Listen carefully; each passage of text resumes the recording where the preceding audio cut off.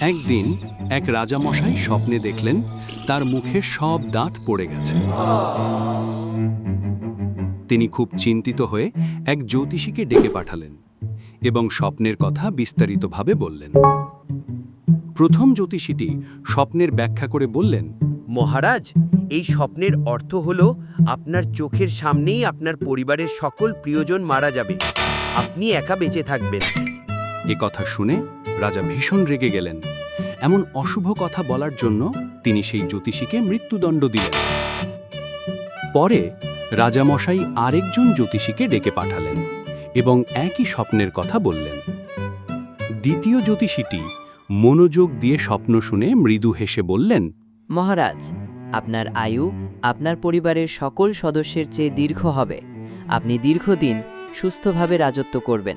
রাজা খুব খুশি হলেন এবং আনন্দের সঙ্গে সেই জ্যোতিষীকে পুরস্কৃত করলেন।